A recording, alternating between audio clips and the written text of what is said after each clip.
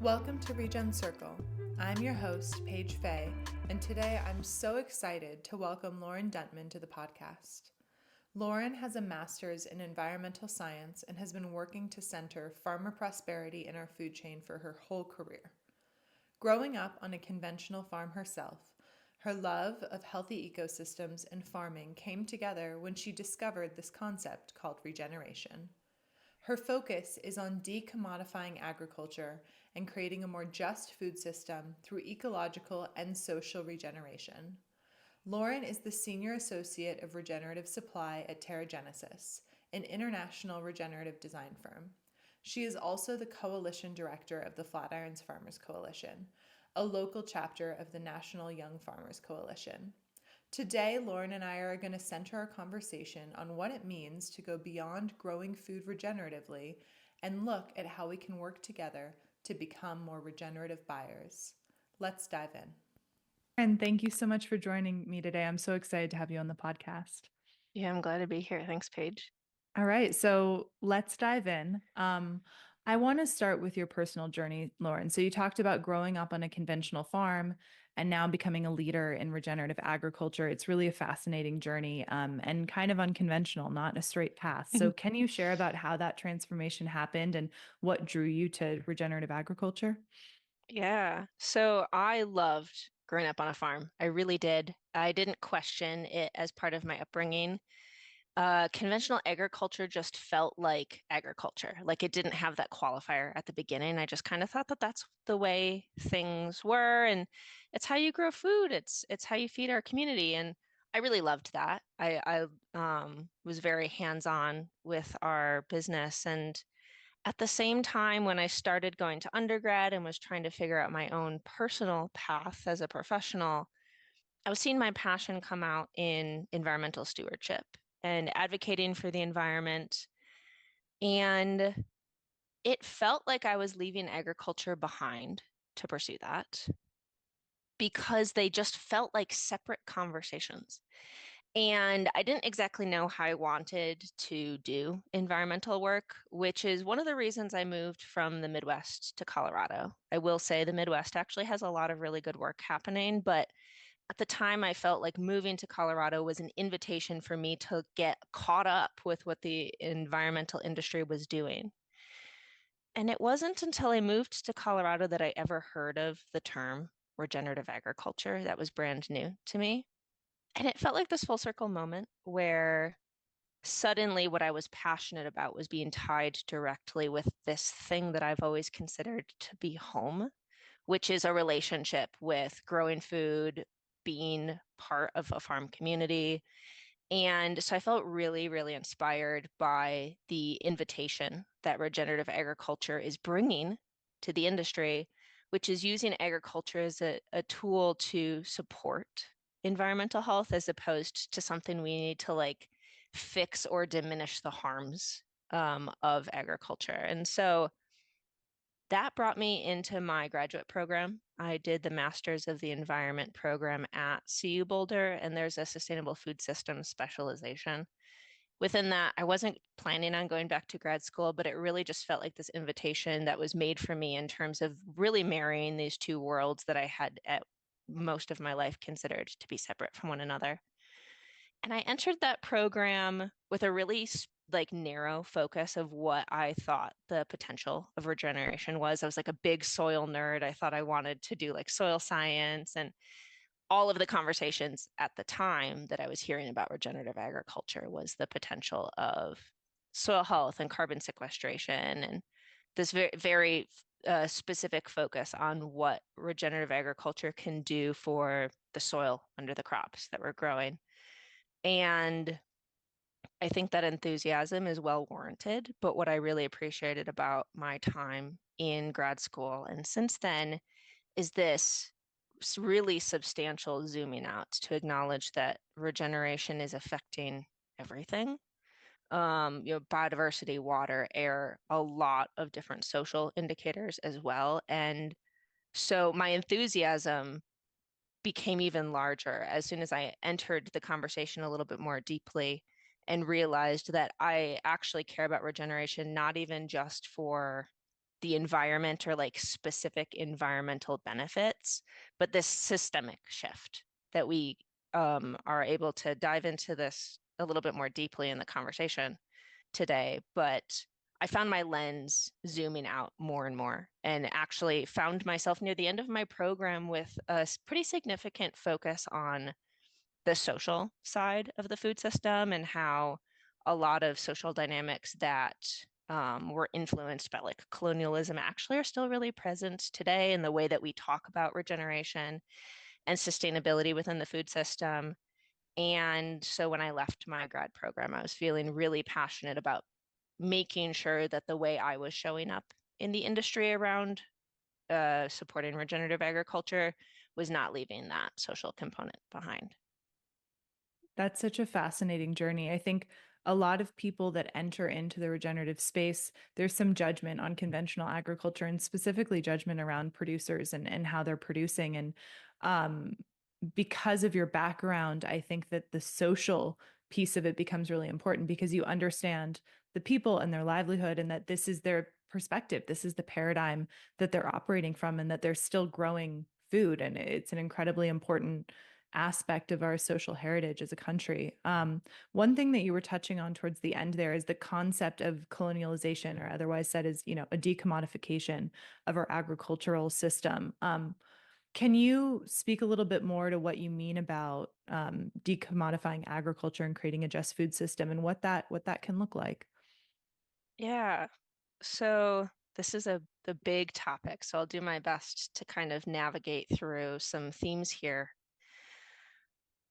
Where my mind goes is reflecting on how some of the same lines of thinking that made our food system a quite extractive state that it's in today, I worry continue to persist even in the efforts that people are bringing to the table of shifting into a more sustainable food system. And if we use the Green Revolution as an example, the Green Revolution happened for a variety of reasons. I wasn't there. I won't speak to the specific interests of individuals, but at large, there was this mindset of certain individuals having this expertise. They're really excited about helping farmers improve their yields and maximize the outcomes of their farming systems. And like this mentality of we'll fix all of your problems if we just teach you what we've learned. And as a result of that, this waltzing around across other countries, sharing these new scientific insights about how to improve agriculture.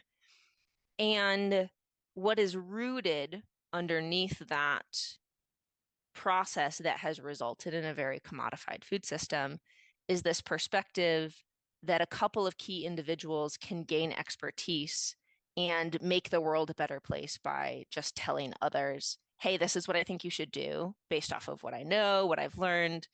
The science was there. I mean, like they weren't promoting a growth in yields with nothing to back it, but it was this narrow focus on a particular outcome as directed by the priorities of people from outside of these communities that formed this basis of those kinds of conversations being very colonial in nature and removed the unique opportunity that different places across the world and different crops have had to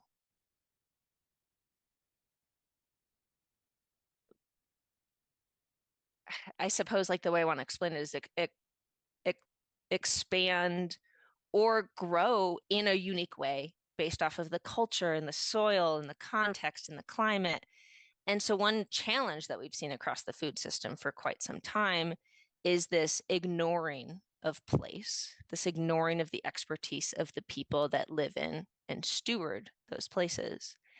And of course, it's easy to look back and see that the Green Revolution is a great example of how that place-based expertise and the wisdom of producers was ignored in order to perpetuate like the aims of some external entity or institution.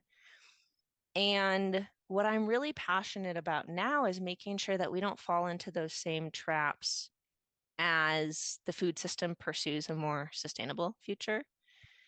the the dialogue that I'm a part of now is, as we're turning towards more sustainable practices, remembering that the farmers are still the experts of their place, that the place still needs to be treated as a unique entity as opposed to similar to a nearby community.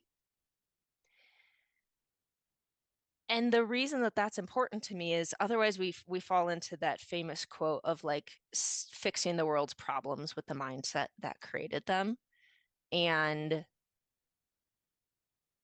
I in my upbringing on the farm, when I started to become aware of this conflict between agriculture and the environment, is when the passionate people that I understand were really well intended would speak with me and my family about like, but don't you understand that farmers are polluting the waterways and like they're over fertilizing and causing all of these problems.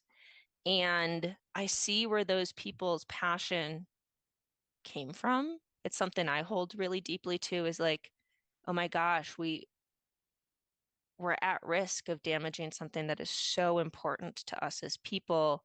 And the food system plays a really, really large role in climate change and the environment in general. But that approach of walking in and saying, like, you're so foolish for making these kinds of mistakes felt really disconnected from the experience that we had of like, of course, we weren't overapplying fertilizer negligently. That it's not even a good business case to waste materials like that. And so the business was already really conscious of the way in which like farmers are testing their soil regularly to make sure that they're not over applying fertilizer. And so it felt really disconnected for someone from the outside to waltz in and say, hey, I think you should be doing something differently, instead of asking questions and being curious and supportive in that process. And so I've seen a lot of farmers get alienated from the sustainability effort because of people waltzing in and saying, here are the things that you're doing wrong, and I have a better idea for you, because it really, really disregards the relationship that those producers have with their place. And through that relationship, they have a lot of expertise that I think the industry will miss out on if it's not curious to ask questions and show up um, without an assumption that there's a clear pathway forward. You so eloquently spoke to how a well-meaning effort to industrialize our agriculture, it took it took the expertise of tens of thousands of people about their specific place and whittled it down to a set of protocols that made a few number of people a lot of money. And I think it, took a lot of power away from the individuals actually growing our food. And you speak really well to how the current regenerative movement might be operating from that same paradigm unknowingly. And I see that in my work in ways that makes me sad. One of the reasons I was really passionate about joining Terra Genesis is that I see the theory of change is very consciously working to undo those social patterns and norms. But despite our best intentions, it's crazy how ingrained it is. Where we work in the global south, we work across the globe, and so there are these dynamics between different cultures that are really important to pay attention to. And I've had the experience of working with farming communities where we're in a conversation designing the program to best suit their needs, and there's this question that they keep returning to is like, well, you're the expert, what should we do? It's like, you're the white person who has showed up to fix our problems, what should we do? And of course, not all communities of color feel that way, but there has been for quite some time this paradigm of outsiders coming in to like be the experts, that even though I'm trying to avoid that, I still see farming communities kind of caught in this, just tell me what to do. Like, I don't know how to navigate this on my own. And I understand with the loss of ancestral indigenous knowledge through colonialism, like why that lack of confidence exists. But it's a process to then engage with the community and say, you have the answers, we're going to find them together.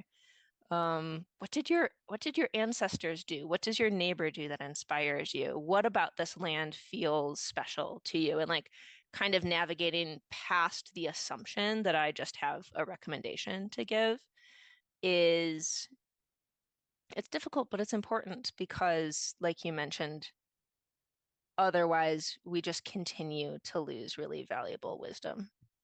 Yeah. It's such a good point. And I want to dive a little bit deeper into your work with Terra Genesis. And in our other conversations that we've had, we talked a lot about how businesses are looking to source ingredients regeneratively. And often in doing so, they're not actually embodying or being a regenerative buyer.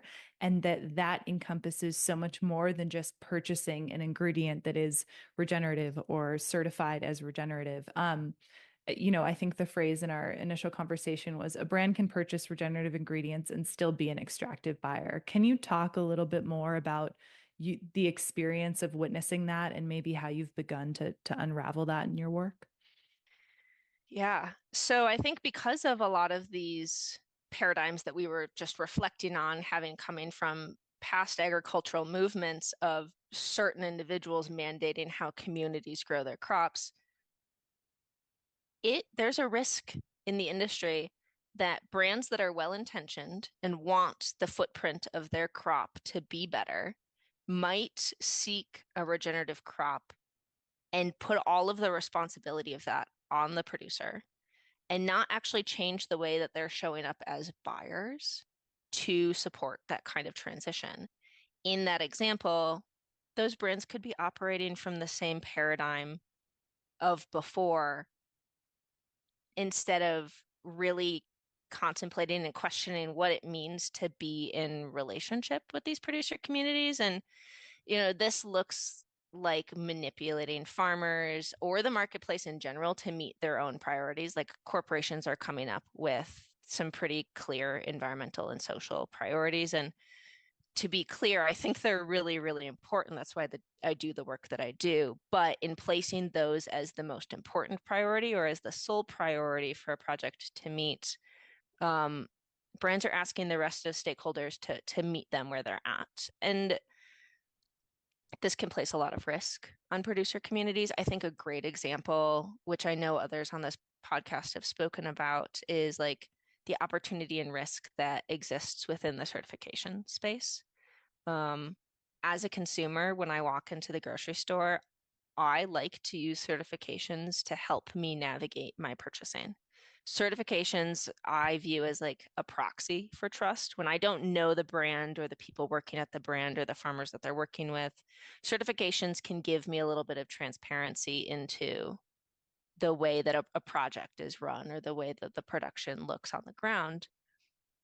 But the problem with certifications is a lot of times in this mindset of like being an extractive buyer, a brand would say, we'll buy from you after you figure that out. Like they'll tell a farming community, we'll buy from you once you get the certification, once you pay for it and go through the years of transition, then we'll buy from you. And the problem with that is it continues to place the risk of transition on the producers instead of the brands taking ownership in the fact that we're a part of this system that needs changing. It's not actually just the agriculture that needs the change, it's the whole food system that does. And to elaborate a little bit further on like what I mean when I say a brand could buy regenerative crops in an extractive way, what I'm getting at is I'm viewing regeneration as a paradigm that can apply to a lot of different things. The conversation today is primarily applying the regenerative paradigm to the way of going about producing food, regenerative agriculture. But if we think about regeneration as a paradigm or a theory of change, or frankly, a way of showing up in the world through intention and relationship development, then being a regenerative buyer is also an invitation for the stakeholders in the food system that are not the producers, but are influencing the way that production is happening. And I'm sure we'll elaborate on this, but at the core of it, what it really comes down to me is the relationship development that's necessary because in a typical food system, We hear the term supply chain all the time, and I invite listeners to think about a supply chain as truly this very linear thing, and chains even have a history back to exploitation and slavery. There are lots of great articles out there about this theory of like, why do we call it a supply chain? And in the supply chain that's really linear, product is moving from one stakeholder to another in a unidirectional fashion. It's just the conversation is talking about the agricultural good moving from one stakeholder to another. And in this process of brands having an opportunity to become regenerative buyers, there's an invitation to think about the supply system not as a supply chain, but as a supply web. And what that means there is then there's an acknowledgement that every stakeholder is interconnected to one another, and reciprocity should exist within those relationships.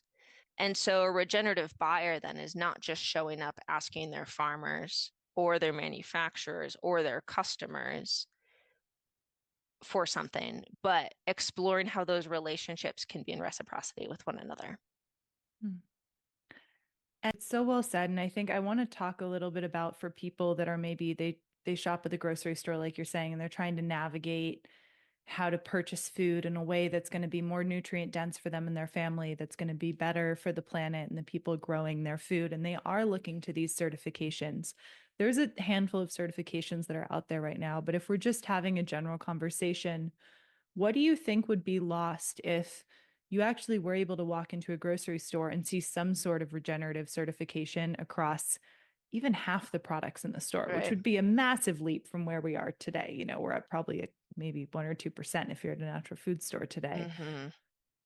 I think on the outside, that might look like success for a lot of people, but based on how certifications are currently interacting with producers in a supply chain, Yeah. what do you think would be lost if that was our reality, if we walked into a store and it looked like that? Right. Great question. I did some research before this because I was curious, like how many certifications for regenerative specifically exist now? And Kiss the Ground recently published a compilation of them, and there are 11 certifications available in the marketplace for a brand or an initiative to pursue to get that third party stamp of approval that they are regenerative. And they're designed in different ways. I don't want to specifically critique how one program is designed versus another, but in general, these certifications are being designed because there's a lot of enthusiasm in the industry. And I know as a consumer myself, I'm excited for there to be more visibility at the grocery store in the marketplace for me to know that what I'm purchasing is regenerative. But the risk that shows up in the market continuing to tend towards certifications is kind of twofold. One, I'm reflecting on maybe the shortfalls or the challenges that the organic certification has faced, which is that around 2% of ag land is certified as organic, but we know that there are so many more producers practicing organically. And I mean, I see that if I go to the farmer's market, like there aren't very many farmers at my farmer's market that have the official organic certification, but I have a relationship with them and I can go out to their land with them and know that they're practicing organically without obtaining that certification. And so in the store, the certification again serves as that proxy for trust where I don't actually know the farmers or the brand personally. So the certification can help me kind of get a little bit of insight into what's happening there. But that first risk is that a lot of farmers that technically are doing whatever sorts of changes on their land the consumer is searching for are left out of that certification. And then the other risk is this risk of when you turn the concept of regeneration, which is this paradigm, a theory of change, a process that is ongoing as opposed to a threshold that gets crossed. When you turn that really complex concept into a certification, oftentimes it can become a checklist. And that feels problematic for a couple of reasons, one of which being checklists they feel like that external third party expertise that I mentioned earlier can be really problematic. Of of course, the individuals that work at these certification organizations are really educated about what the land needs, what community, like what potential exists within regeneration. The certifications were designed with that intention behind them. But when you take this big concept and boil it down into a checklist, you immediately rule out the potential for the unique wisdom of the farmer or the unique context of the place to be considered as part of the regenerative transition. And not all certifications or programs work this way. Um, for example, Terra Genesis has a verification called Ethos, where instead of imposing a checklist of practices, we're like actively working with the brand and the producers and other stakeholders involved to figure out what are the priorities for this crop and this place, and to monitor how the outcomes for those priorities are improving over time. But in most instances, a certification is not flexible in that way and doesn't allow for nuance, which is helpful for the marketplace because then as a consumer, I know that any product that has a certain label on it has met a standard. But as a project developer, I get really concerned around what gets left behind when standards are imposed because one, they're regimented and don't allow for that flexibility. And two, I worry that a standard becomes a threshold that you just have to cross. And I know others on your podcast have spoken very eloquently to how regeneration is not just like a checklist or a threshold to cross over. Um, if you did that, you might get those like soil health outcomes that I mentioned at the beginning. I was just so jazzed about as I entered this industry. But you leave a lot behind, like the potential for agriculture to really uniquely be in relationship with place. And for a lot of those social components that you can't design for, but have the opportunity to emerge on their own to come to be. So I see a lot of enthusiasm in the industry for certifications, and people are starting to get more and more skeptical as well. Yeah. It's so well said. And another thing that I think about too is shared risk and cost and energy. You know, farmers are usually really busy farming, and a lot of these some of these certifications, require a lot of upfront investment that sometimes can be guaranteed or co-invested in with brands. And they also require a lot of paperwork. And my producer friends are always like, I'm not a lawyer, I'm not a paperwork Totally. expert. How do I do all of this? And so I think it also goes back to that theme of that you were talking about shared responsibility and ownership, and not that making sure that these quote unquote regenerative solutions aren't just continuing to put downward pressure on producers, because that's not actually a regenerative solution. I want to continue the conversation by talking. In our previous conversations, we talked a little bit about how a lot of times these conversations get divided between individuals who are looking to eat healthier and purchase foods, and then companies and the industry, and how actually they're a mirror for one another, and how your experience as an individual buyer has taught you so much about what it could look like for companies to buy, and sort of that blueprint and that correlation. So can you maybe walk us through those pieces and those insights that you gleaned? Right. Yeah. I suppose first, just to create some context, I sometimes I find myself surprised that I work in the supply system. When I was in undergrad, I always thought that like the people who went to business school to work in supply chains like were a different kind of human than me. And one thing I've appreciated in my transition through my career is appreciating the potential that supply has in moving the things that I'm really passionate about in the food system forward. Some of our acreage on the farm that I grew up on, we transitioned to organic when I was a teen.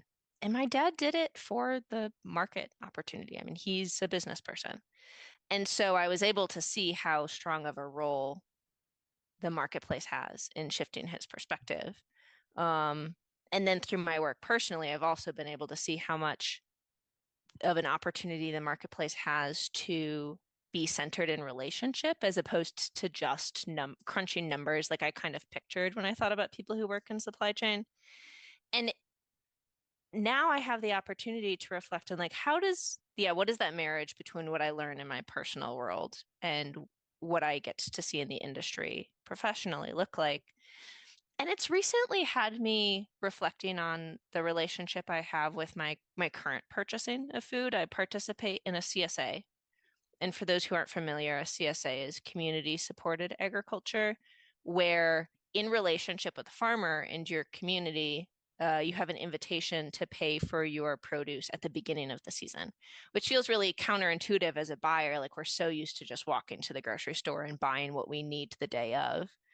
Um, and so a CSA like really asks a consumer personally to show up much differently than they're used to. Another thing that's really unique about a CSA is by paying my farmer at the beginning of their season to plant the crops and steward them for me and take care of the land at the same time. I am sharing that risk with her that if there's a climate challenge, for example, and all of her leafy greens die because of a frost or hail or something, that's a risk that I'm sharing. And you just don't have to face that as a consumer at the grocery store unless a store shelf is just entirely empty and you can't buy what you want to that week and you have to wait for the next. We don't really feel the risk of the food system quite so much. And so there are some like risks that I'm taking on by being a participant in a CSA, with that upfront investment. And then, of course, having to share in the fluctuations of the climate throughout the season.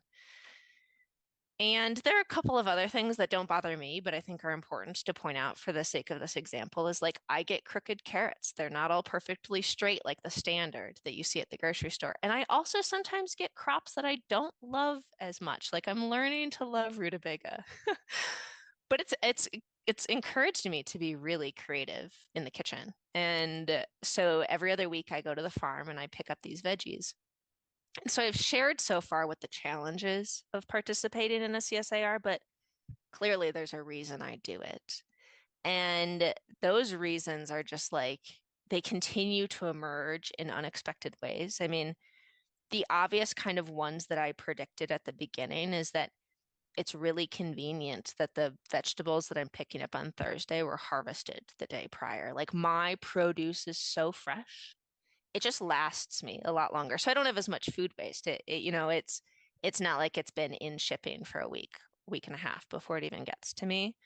So there's that. I also know that the farmer I purchased from, which is Wild Wellspring Farm here in Boulder, she's really focused on supporting soil health, and we'll be doing like really creative integrations of different crops on her land for biodiversity. And so I also know I'm purchasing from a farmer that I care about.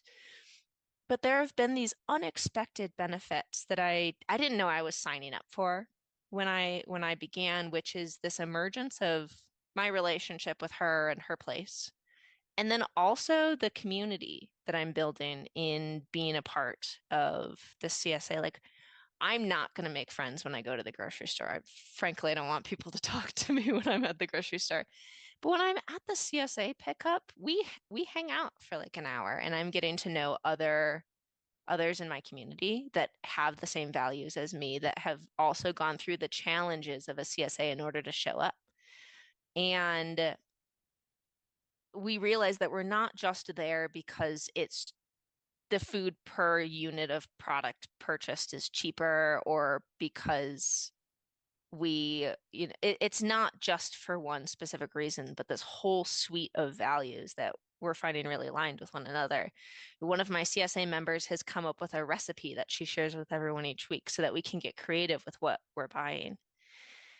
And I share this as an example, one, as an invitation to listeners who are buying for their households to consider that there are so many different ways to be in relationship with farmers. I think like farmers markets get spoken about a lot. They're quite popular. I like the farmers market, but there's something really special to me about the CSA that I continue to tend towards.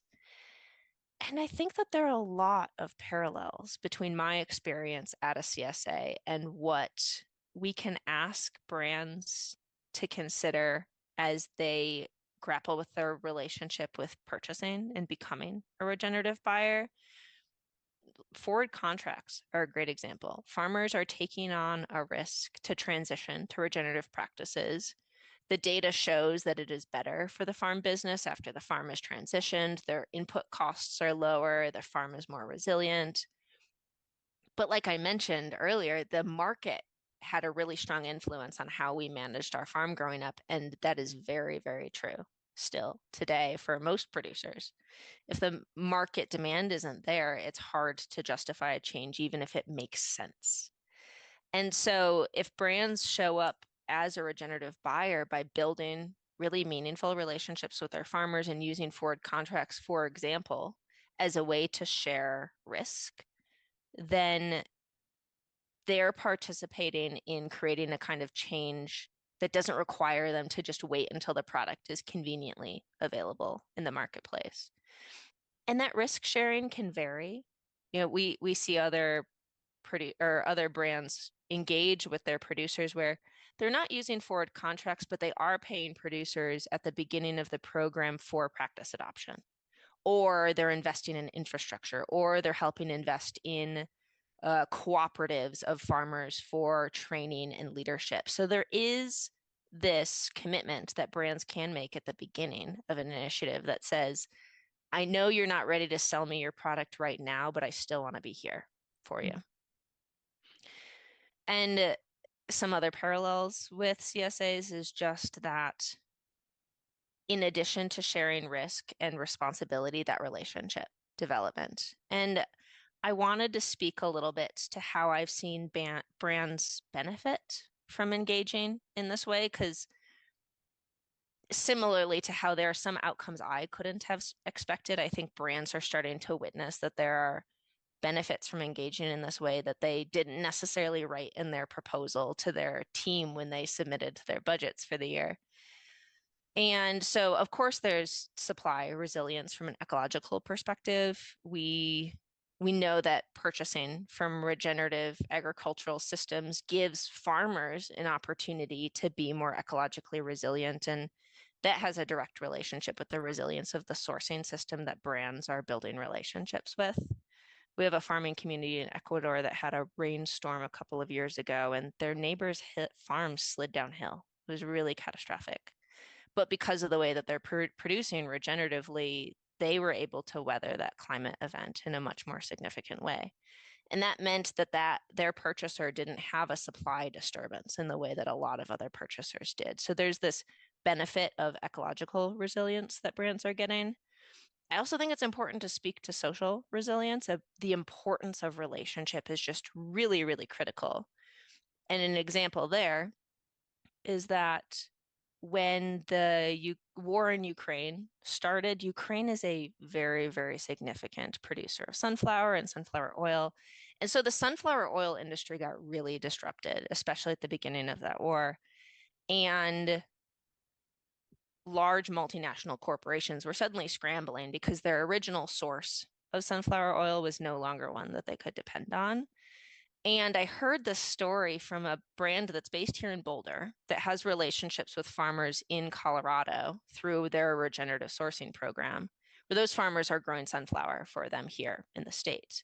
And these farmers were approached by these multinational corporations basically with blank checks saying, we can't get our sunflower oil from Ukraine anymore. We need to buy it from somewhere else. What do you want? What can we pay you so we can have your crop, please? And the farmers turned them away. And it's really kind of baffling to imagine, like from a business perspective, making that kind of decision.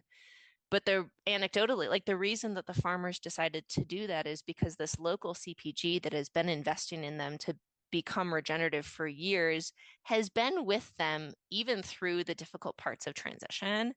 And they're like, these multinational corporations can write us a blank check today and be gone tomorrow. But I know that the brand I'm building a relationship with is in it for the long haul with me. And so they showed back up in the way that the brand had been showing up for them in maintaining that relationship. And so what that means for me is that purchasing from regenerative agriculture can like check a bunch of environmental and social goals off of a checklist for a brand, that they might be purchasing something that is more climate beneficial, or the farmers are getting paid a slight premium more, so they feel like it's socially improved. But if they're doing that without taking on risk, making commitments, and building relationships along the way, so much is being left on the table. And a lot of these benefits that I spoke about are not, they're not coming to fruition in this really beautiful way. So yeah, I'll pause there. Hmm.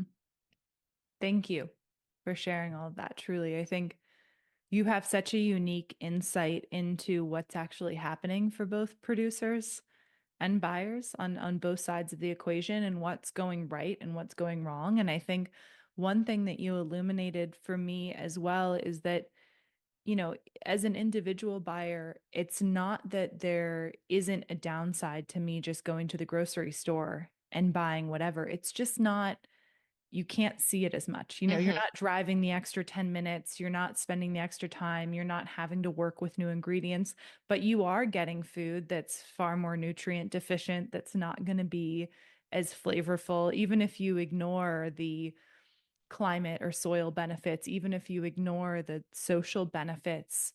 It has an impact. It's just maybe not as in your face until it is. And I think that's an example that you saw with the companies of it's not as in their face until something happens and it is. And what I hope is happening in the system, it's an unfortunate place that we're in, but those environmental disasters, those situations, those political disasters are happening more and more frequently, and they're forcing people to look at their decisions in more depth, not just at a surface level. And that's really what you made really clear for me. And so thank you for sharing that and that link. It's a really important thing for us to think about, both from a corporate level and an individual level.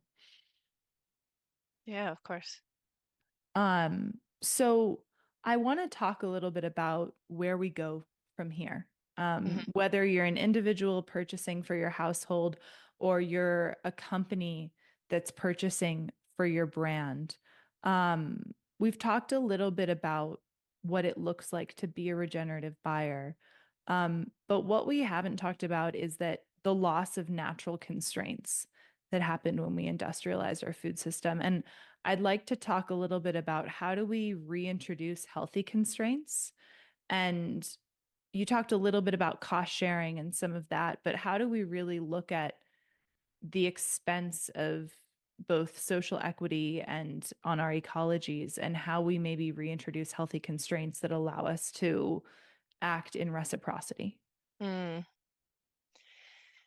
I think one invitation that I want to make is like the self-constraint of allowing for emergence. I think a lot of professionals in this space are trying to figure it out, understandably so. Like we're under some tight time constraints. Corporations have made really bold environmental and social commitments that they need to be in partnership with their producers in order to achieve. So I see a lot of energy being put forth either in those corporate spaces or like my peers trying to figure out how to show up as well as they can. Um, that the contrast behind that eagerness of like showing up and let's fix everything, let's, make it all happen is I want to encourage this acceptance of emergence. And what I mean by that is that when we don't accept emergence, we turn regeneration into a checklist of expectations or practices, just like a to-do list to solve all of our problems. And we discussed before the shortcomings of that. So the alternative of allowing for emergence is this curiosity to really listen for what the system needs. And the system can be someone's personal relationship with food and their community. From the corporate lens, it can be listening for what a sourcing relationship could turn into if we let it. And I understand this like reference to emergence can feel really theoretical. And so if it's okay, I'd like to share one quick example, which is we have a project in Thailand that we're working with farmers who grow rubber trees and a bunch of other crops under those rubber trees to supply rubber to the footwear industry. And if that project had been designed to improve soil, improve biodiversity, lower carbon footprint, and pay the farmers more, like we can design for all of those things. And those are parts of the initiative. But so much more has come out of that initiative than we could have expected because we listened. And I'm turning back to this encouragement earlier of placing farmers back as experts at the center of these conversations. It is quite common in Thailand for the farmers who collect the latex from the trees, similarly to how you collect maple syrup from a maple tree. You tap it, and the latex doesn't flow very well in the heat of the day. So they go out in the middle of night to collect their latex. And one of the farmers we're working with was telling me her story of how she's experienced being a farmer in this program. So she's a woman, she's a mother, and she was leaving her kids at night to go out into the forest on her own. So many reasons why this experience of going out into the forest to collect latex in the cool of the night made sense from an agricultural perspective, but socially was just putting her in a quite undesirable situation. And we have learned through this program that by growing the rubber in an agroforestry system where there are lots of other crops providing shade and moisture, the microclimate of these farms is significantly cooler.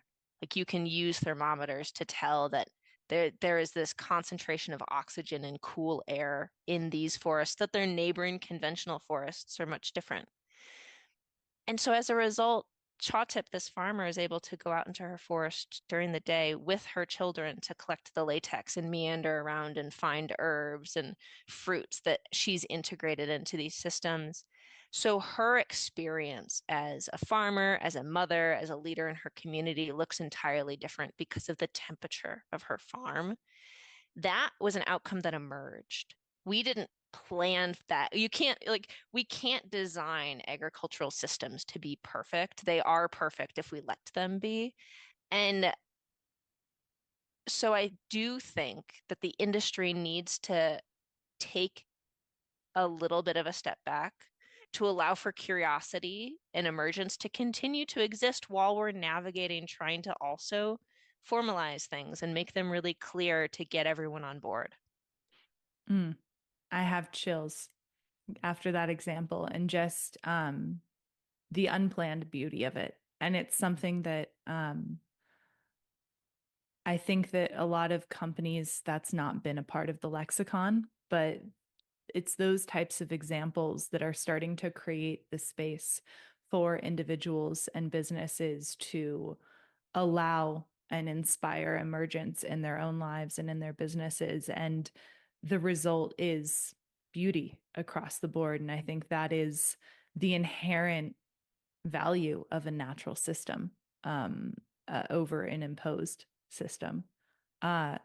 I had more questions, but that response was just so perfect that I think I want to end it there.